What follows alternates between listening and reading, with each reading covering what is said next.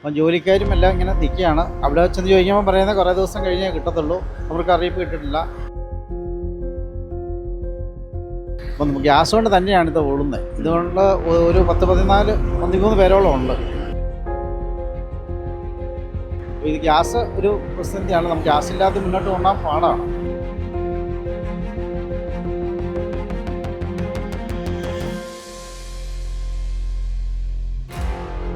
ഇതിവിടെ ഭക്ഷണം കൊടുക്കുന്നൊരു കടയാണ്. ആ കട അടച്ചു കിടക്കുകയാണ്. അപ്പോൾ അടച്ചു കിടക്കുന്നത് ചോദിച്ചപ്പം ഗ്യാസിൻ്റെ ലഭ്യത കുറവാണ്. ശരിക്കും പറഞ്ഞാൽ യുദ്ധം പശ്ചിമേഷ്യയിലാണെങ്കിലും ഞങ്ങളെല്ലാം ഒരു യുദ്ധത്തിൻ്റെ വക്കിലാണ് ഞങ്ങളിവിടെ. അതുപോലത്തെ ഒരു പ്രതിസന്ധിയാണ് ഞങ്ങളെ ഇവിടെ ബാധിച്ചിരിക്കുന്നത്. നമസ്കാരം. പശ്ചിമേഷ്യയിലെ യുദ്ധത്തെ തുടർന്ന് സംസ്ഥാനത്ത് പാചകവാതക ക്ഷാമം രൂക്ഷമായിരിക്കുകയാണ്. ഇതോടെ ഹോട്ടലുകളാണ് ഏറ്റവും പ്രതിസന്ധി നേരിടുന്നത്. കോട്ടയം ജില്ലയിലെ ഒട്ടുമിക്ക ഹോട്ടലുകളും ഇപ്പോൾ അടച്ച് പൂട്ടേണ്ട അവസ്ഥയിലാണ് നിൽക്കുന്നത്. പാലായിലെ ഏതാണ്ട് 5ഓളം ഹോട്ടലുകളാണ് അടച്ചു പൂട്ടിയിരിക്കുന്നത്. പാചകവാതക സിലിണ്ടറുകൾ ലഭിക്കുന്നില്ല എന്നുള്ളതാണ് പ്രധാനപ്പെട്ട കാരണം. ഹോട്ടൽ അടച്ചിട്ട് എത്ര ദിവസമായി? 4 ദിവസമായി ഹോട്ടൽ അടച്ചിട്ടുണ്ട്. അപ്പം ജോലിക്കാരും എല്ലാം ഇങ്ങനെ നിൽക്കുകയാണ്. അവിടെ ചെന്ന് ചോദിക്കുമ്പോൾ പറയുന്നത് കുറേ ദിവസം കഴിഞ്ഞേ കിട്ടത്തുള്ളൂ, അവർക്ക് അറിയിപ്പ് കിട്ടിയിട്ടില്ല. ഇന്നിപ്പോൾ ലോഡ് വന്നിട്ട് ഞാൻ പോയി നോക്കിയപ്പോൾ പറഞ്ഞ അത്യാവശ്യ സർവീസിനുള്ളത് മാത്രമേ ഉള്ളൂ എന്നാണ് പറഞ്ഞിരിക്കുന്നത്. ഇന്ന് മുന്നോട്ട് പോകുമ്പോൾ ജോലിക്കാർ നമുക്ക് നഷ്ടപ്പെടും. കോവിഡ് കാലത്ത് ഇതുപോലെ ജോലിക്കാരെ നോക്കി നിന്നാണ്. ഇപ്പോഴത്തെ ഈ സാഹചര്യത്തിൽ ഒന്നാമതെ ആളെ കിട്ടാനില്ല. ഇവർ അടുത്ത ദിവസങ്ങളിലൊക്കെ ആയിട്ടങ്ങ് പോകും. അപ്പം ഗ്യാസ് കൊണ്ട് തന്നെയാണ് ഇത് ഓടുന്നത്. ഇതുകൊണ്ട് ഒരു 13 പേരോളം ഉണ്ട്. നമുക്ക് മലയാളികളും അന്യ സംസ്ഥാന തൊഴിലാളികളും ഉണ്ട് ഇതിനകത്ത്. അപ്പോൾ ഇത് ഗ്യാസ് ഒരു പ്രതിസന്ധിയാണ്. നമുക്ക് ഗ്യാസ് ഇല്ലാതെ മുന്നോട്ട് കൊണ്ടുപോകാൻ പാടാണ്.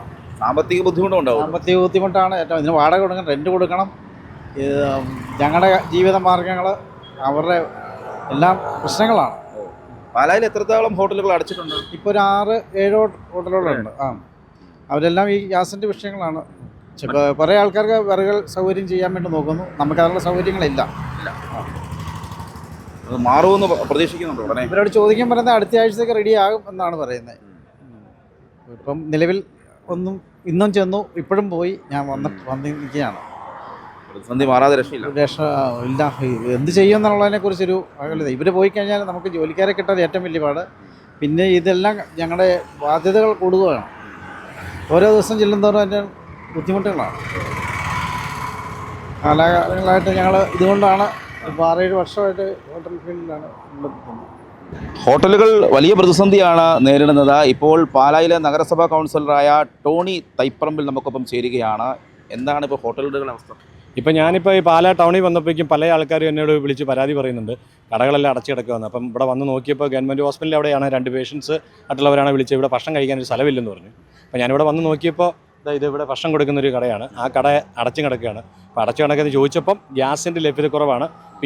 ഈ പശ്ചിമേഷ്യയിൽ യുദ്ധം പ്രഖ്യാപിച്ചതുകൊണ്ട്, യുദ്ധം നടക്കുന്നതുകൊണ്ട് ഭയങ്കര ബുദ്ധിമുട്ടാണ് ജനങ്ങൾ.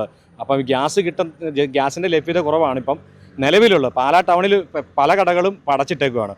ഇപ്പം ചേട്ടായിസ്, അങ്കിൾസ്, പിന്നെ ബോബീസ് ഹോട്ടൽ, ഹിമാലയ ഹോട്ടലൊക്കെ അടച്ചു കിടക്കുമായിരുന്നു. പിന്നീട് ഇപ്പോൾ തുറന്നു, കിട്ടുന്ന ഓരോ ഗ്യാസൊക്കെ വെച്ച് കിടക്കുന്നത്. ഇതിപ്പോൾ എത്ര ദിവസം മുന്നോട്ട് പോകുന്നു അറിയത്തില്ല.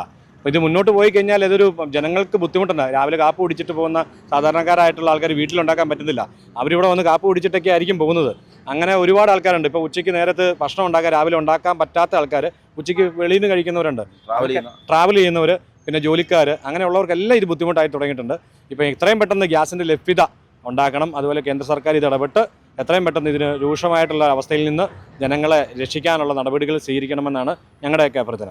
Kerala hotel and restaurant association Kottayam ജില്ലാ working president Bijoy V George ഇപ്പോൾ നമുക്കൊപ്പം ചേരുകയാണ്. ഇപ്പോൾ ഹോട്ടലിൻ്റെ പ്രവർത്തനമൊക്കെ എങ്ങനെയാണ്? ഞങ്ങൾ ഭാഗികമായിട്ടേ ഉള്ളൂ. ഞങ്ങൾ പരമാവധി നമുക്ക് ചെയ്യാൻ പറ്റുന്ന കാര്യങ്ങൾ വിറകിൽ ചെയ്യുന്നുണ്ട്. ചോറ്, അതായത് ഭക്ഷണം ഒരു അത്യാവശ്യ ഘടകമാണ്. ഇന്ന് യാത്ര ചെയ്യുന്ന പരീക്ഷ കാലഘട്ടമാണ്, മാർച്ച് മാസമാണ്. ജനങ്ങളെല്ലാം അങ്ങോട്ടും ഇങ്ങോട്ടും പരക്കം പായുന്ന ഒരു സമയമാണ് ഇത്. ഞങ്ങളെ സംബന്ധിച്ച് ഈ മാർച്ച് എന്ന് പറയുന്നത്, ഞങ്ങൾ പലരും ലോണ് കാര്യങ്ങൾ മറ്റ് കാര്യങ്ങളൊക്കെ നമുക്ക് ഇതിൽ നിന്ന് കിട്ടുന്ന വരുമാനം കൊണ്ട് വേണം അതൊക്കെ മെയിൻറ്റെയിൻ ചെയ്തു പോകാൻ. അപ്പം ശരിക്കും പറഞ്ഞാൽ യുദ്ധം പശ്ചിമേഷ്യയിലാണെങ്കിലും ഞങ്ങളെല്ലാം ഒരു യുദ്ധത്തിൻ്റെ വക്കിലാണ് ഞങ്ങളിവിടെ. അതുപോലത്തെ ഒരു പ്രതിസന്ധിയാണ് ഞങ്ങളെ ഇവിടെ ബാധിച്ചിരിക്കുന്നത്. കാരണം ഫുള്ളായിട്ട് ഞങ്ങൾക്ക് വർക്ക് ചെയ്യാൻ പറ്റുന്നില്ല. പല ഐറ്റങ്ങൾ ഞങ്ങൾ കട്ട് ചെയ്തുകൊണ്ട് എങ്ങനെയെങ്കിലും ഹോട്ടൽ അടയ്ക്കാതെ വരുന്ന ആൾക്കാർക്ക് മാത്രം കൊടുക്കാനുള്ള ഒരു ശ്രമമാണ് ഞങ്ങളുടെ ഭാഗത്തു നിന്നുണ്ടാകുന്നത്. മറ്റ് ഓർഡറുകളൊന്നും ഞങ്ങൾ സ്വീകരിക്കാറില്ല, സ്വീകരിക്കുന്നേ ഇല്ല. കാരണം സ്വീകരിച്ച് നമുക്ക് കൊടുക്കാൻ പറ്റില്ല. കാരണം തീർത്ഥാടനമായിട്ട് വരുന്ന ഒത്തിരി പേരുണ്ട്. പക്ഷെ അവരെല്ലാം ഞങ്ങൾ വിലക്കിയിരിക്കുകയാണ്. കാരണം 1, 2 അല്ലെങ്കിൽ 3 പേരൊക്കെ വരുന്ന അവർക്ക് മാക്സിമം കൊടുക്കാൻ ശ്രമിക്കുക. നിലവിൽ ചായ ചെയ്യുന്നില്ല, ഇലക്ട്രിക്കലായിട്ട് ചെയ്യാൻ പറ്റുന്ന ഫിൽട്ടർ അങ്ങനെയുള്ള മെഷീൻസ് ഉപയോഗിക്കുന്നു. പിന്നെ പരമാവധി വിറകി ചെയ്യാൻ പറ്റുന്ന സാധനങ്ങൾ വിറകി ചെയ്യുകയാണ്. ബാക്കി ചൈനീസ് ഐറ്റങ്ങൾ അങ്ങനെയെല്ലാം കട്ട് ചെയ്തിട്ടുണ്ട്. പിന്നെ പൊറോട്ടയ്ക്ക് ചിലപ്പോൾ കുറച്ച് ഉണ്ടാക്കി വെക്കും, അതിന് ശേഷം അത് ഓഫ് ചെയ്യുക. അതായത് ചെറിയ ഒരു കുറ്റിയും കൂടി ഉള്ളൂ, അത് തീരുന്നതോടുകൂടി ഭാഗികമായിട്ട്, അതായത് ഒന്നുകിൽ ഉച്ചയ്ക്ക് മാത്രമായിട്ട് വർക്ക് ചെയ്യേണ്ടതായിട്ട് വരും. വിറകിൽ ചെയ്യാൻ എല്ലാ ഐറ്റങ്ങളും വിറകിൽ ചെയ്യാൻ പറ്റില്ല. അതൊരു പ്രയാസമുണ്ട്. കാരണം നേരത്തെ തന്നെ അടുക്കളകളെല്ലാം ഹൈജീൻ്റെ ഭാഗമായിട്ട് നിയമം മൂലം ഈ വിറകടുപ്പുകൾ ഉപയോഗിക്കാൻ പാടില്ല എന്നുള്ളൊരു നിയമമുണ്ട്. അപ്പോൾ അതിനനുസരിച്ച് എല്ലാ അടുക്കളയെല്ലാം ഹൈജീനായി. അപ്പം ഗ്യാസിലോട്ട് തിരിഞ്ഞു. അപ്പം പെട്ടെന്ന് പിന്നെയും പഴയ ഒരു സ്ഥിതിയിലോട്ട് പോകാൻ എല്ലാവർക്കും സാധിക്കില്ല. ടൗണിലുള്ള പ്രത്യേകിച്ച് ചെറിയ കടക്കാർക്കൊന്നും ഒരിക്കലും അത് സാധ്യമല്ല. അവർക്ക് ഗ്യാസിൽ തന്നെ പ്രവർത്തിക്കാൻ പറ്റുള്ളൂ. അല്ലെങ്കിൽ പിന്നെ കോമൺ ആയിട്ട് എവിടെ എല്ലാവരെല്ലാം ഉണ്ടാക്കി കൊടുക്കുന്നുണ്ട്. അതുപോലും കാറ്ററിംഗുകാർ പോലും പ്രതിസന്ധിയിലാണ്. എല്ലാം പ്രതിസന്ധിയിലാണ്. അത് ഈ മാർച്ചിൽ വന്നത് ഞങ്ങളെ ഏറെ ദുഃഖത്തിലാഴ്ത്തി. അപ്പം എങ്ങനെയെങ്കിലും നമ്മുടെ കാര്യങ്ങളിലൂടെ പരിഗണിക്കണമെന്നുള്ള സർക്കാരിനോട് ഉള്ള ഒരു അഭ്യർത്ഥനയാണ് ഇന്ന് ജില്ലാ കമ്മിറ്റി പത്രസമ്മേളനം നടത്തി. അതുപോലെ സ്റ്റേറ്റ് പെട്രോളിയം സഹമന്ത്രിയായിട്ട് സംസ്ഥാന ജനറൽ സെക്രട്ടറി സംസാരിച്ചിട്ടുണ്ട്. അങ്ങനെ എല്ലാവരും ഇതിനുള്ള ഒരു ശ്രമം നടത്തിക്കൊണ്ടിരിക്കുകയാണ്. ഒരിക്കലും ഇത്രയും തൊഴിലാളികളുണ്ട്, അതാണ് അവരെ സംരക്ഷിക്കേണ്ട ഒരു ബാധ്യത. പിന്നെ പ്രത്യക്ഷമായിട്ടും പരോക്ഷമായിട്ടും ഈ മേഖലയായിട്ട് ബന്ധപ്പെട്ട് സാധനം സപ്ലൈ ചെയ്യുന്ന പ്രശ്നം, അതായത് പാല് പോലും ഇപ്പം പ്രതിസന്ധിയിലോട്ട് പോവുക. പാല് പോലും കടകൾ അടയും തോറും അല്ലെങ്കിൽ ചായകൾ സ്റ്റോപ്പ് ചെയ്യും തോറും പാൽ നൽകുന്നവർക്ക് പ്രതിസന്ധി വരുന്നു. അങ്ങനെ പല രീതിയിൽ എല്ലാവരും അത് എഫക്റ്റ് ചെയ്യുകയാണ്. അപ്പം ഞങ്ങളെയും ഒരു അവശ്യ സർവീസായിട്ട് കണക്കാക്കി ഞങ്ങൾക്കും റേഷനായിട്ടാണേലും പറ്റുന്ന രീതിയിലുള്ള ഗ്യാസ് സിലിണ്ടറുകൾ ഗവൺമെൻറ് നൽകുകയാണെങ്കിൽ അതൊരു ഉചിതമായിരിക്കുമെന്ന് ആണ് എൻ്റെ അഭ്യർത്ഥന.